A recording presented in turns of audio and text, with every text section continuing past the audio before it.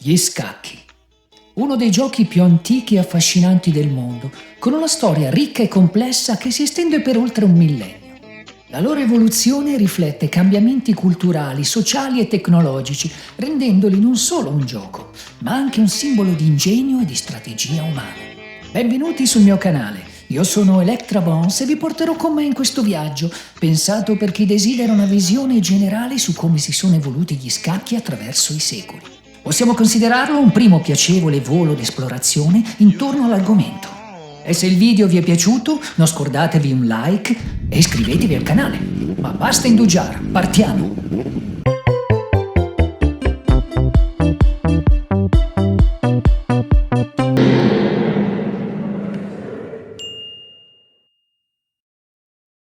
Le origini complete degli scacchi rimangono avvolte nel mistero, ma la maggior parte degli storici concorda sul fatto che il gioco abbia avuto origine in India intorno al VI secolo d.C. Il gioco originale, chiamato Chaturanga, era giocato su una scacchiera 8x8 e includeva pezzi che rappresentavano diverse unità militari, come l'elefante, l'odierno alfiere, il cavallo, il carro, la torre e il soldato, il pedone. Le regole di questo gioco e i movimenti esatti di questi pezzi non sono ad oggi ancora chiariti del tutto. Pare che si giocasse addirittura utilizzando dei dadi. Chaturanga si diffuse rapidamente in Persia, dove divenne noto come Shatranj, per via della carenza di alcuni suoni nativi nella lingua araba. I persiani apportarono alcune modifiche al gioco, inclusa l'introduzione del concetto di scacco matto. Dal persiano Shahmat, che significa il re è morto, o forse più precisamente il re è impotente, indifeso. Se c'è qualche esperto di persiano antico, commenti pure sotto questo video. Con l'espansione dell'impero islamico, Shatranj si diffuse in tutto il Medio Oriente e in Nord Africa. E durante il Medioevo, intorno all'anno 1000, il gioco raggiunse l'Europa attraverso la Spagna e l'Italia, portato dai Mori e dai commercianti. Arrivati in Europa, gli scacchi subirono ulteriori modifiche, adattandosi alle culture locali. Vennero chiamati con nomi diversi a seconda della regione europea che li accoglieva, influenzati dall'esclamazione persiana Shah, re, usata per avvisare che il re si trovava minacciato. Molti di questi nomi furono generati dal termine in provenzale catalano antico, escac. In Francia furono battezzati come échec, mentre nella penisola italiana vennero riconosciuti col nome odierno di scacchi. Il gioco, come veniva praticato durante l'Alto Medioevo, era lento e molte partite duravano per giorni. Così, sempre di più, si sentì l'esigenza di rendere il gioco più snello e rapido. Intorno al 1300 alcune variazioni nelle regole iniziarono a cambiare la forma del gioco. Nel XV secolo gli scacchi assunsero grossomodo la forma moderna che conosciamo oggi, con l'introduzione della regina, che sostituì il visir e venne potenziata nel movimento, è una novità riguardante i pedoni, cioè la possibilità per questo pezzo di spostarsi di 2 caselle, invece che solo una, quando veniva mosso la prima volta. Quest'ultimo fu un cambiamento importante, ma inizialmente poco gradito. Il Rinascimento fu un periodo di grande sviluppo per gli scacchi in Europa.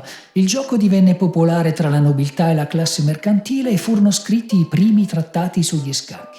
Uno dei più influenti fu Ripetizione di amori e l'arte di giocare a scacchi, di Luis Ramírez de Lucena, pubblicato nel 1497. Questo libro conteneva analisi di aperture e strategie e segnò l'inizio della teoria scacchistica. Altri maestri successivi, come il portoghese Pedro Damiano, gli italiani Giovanni Leonardo di Bona, Giulio Cesare Polerio o il vescovo spagnolo Ruy López de Segura, svilupparono elementi di aperture ed iniziarono ad analizzare semplici finali. Una delle più importanti figure di questa epoca fu, indubbiamente, Gioacchino Greco, detto il Calabrese. Considerato uno dei migliori giocatori a cavallo tra il XVI e il XVII secolo, scrisse un'analisi di numerose partite costruite che illustrava 2 differenti approcci agli scacchi. La sua opera, il Trattato del gioco degli scacchi, ebbe rilevanza nella diffusione degli scacchi nella società e dimostrò molte teorie a proposito del gioco e delle tattiche. Greco analizzò soprattutto i giochi aperti e in particolare la partita italiana. chiamata così probabilmente per la profonda analisi compiuta dal nostro su un'apertura già conosciuta e utilizzata fin dai tempi antichi. Nel XVIII secolo il centro della vita scacchistica europea si spostò dai paesi dell'Europa meridionale alla Francia. Uno dei maestri più importanti in terra francese fu François-André de Nicquin-Philidor, di professione musicista, che scoprì l'importanza dei pedoni per la strategia degli scacchi. Il suo motto infatti era «I pedoni sono l'anima degli scacchi». Scrisse e pubblicò L'analisi degli scacchi, un'opera autorevole che ebbe più di 100 edizioni. Fu anche uno dei primi giocatori a cimentarsi negli scacchi alla cieca. Molto famoso a quei tempi fu anche la Bourdonnais, che vinse una serie di incontri con il forte maestro irlandese Alexander MacDonald nel 1834. I centri della vita scacchistica in questo periodo divennero i caffè delle grandi città europee. I più famosi furono il Caffè de la Régence a Parigi o il Simpson's Divan a Londra. Il XIX secolo vide un rapido sviluppo dell'organizzazione scacchistica. Ci furono incontri per corrispondenza tra club e i problemi di scacchi divennero una rubrica fissa nei quotidiani dell'epoca. Nel 1851 si tenne il primo torneo internazionale organizzato in occasione della Grande Esposizione di Londra, per iniziativa del famoso giocatore inglese Howard Staunton. Lo vinse a sorpresa il prussiano Adolf Anderssen, considerato uno dei più grandi giocatori del suo tempo e il massimo rappresentante della scuola romantica degli scacchi, per il suo stile brillante e aggressivo, anche se, ad occhi contemporanei, strategicamente poco profondo.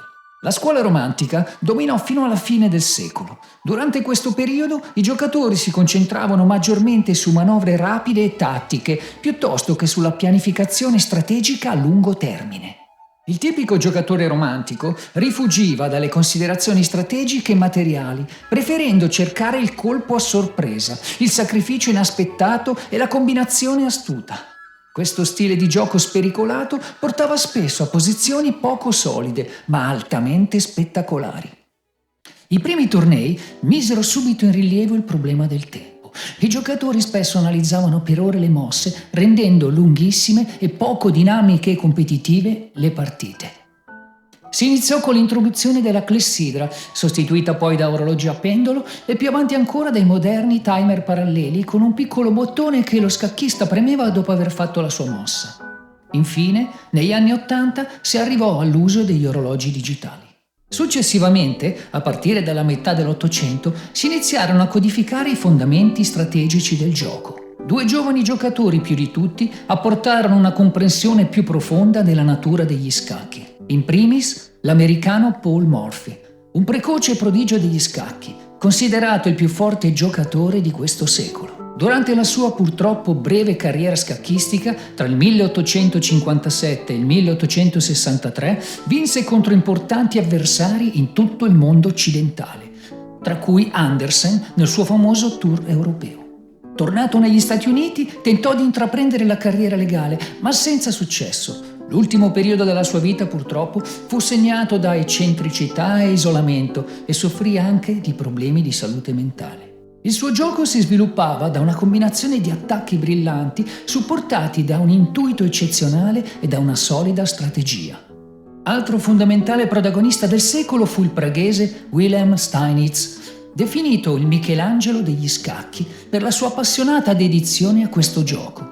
Con lui inizia l'era degli scacchi moderni, in contrapposizione al gioco alla baionetta tipico dei romantici, pieno di sacrifici e gambetti. I suoi studi teorici introducono le fondamenta del gioco posizionale. Ma oltre a questo, Steinitz diede vita a un'importante tradizione.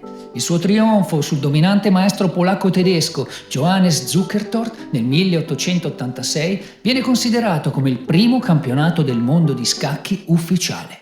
Entriamo così in un periodo caratterizzato da un approccio più scientifico e strategico al gioco, con una maggiore enfasi sulla teoria delle aperture, la preparazione e l'analisi delle partite. Ma questa storia ve la racconterò nel prossimo video. Electra Bones vi saluta.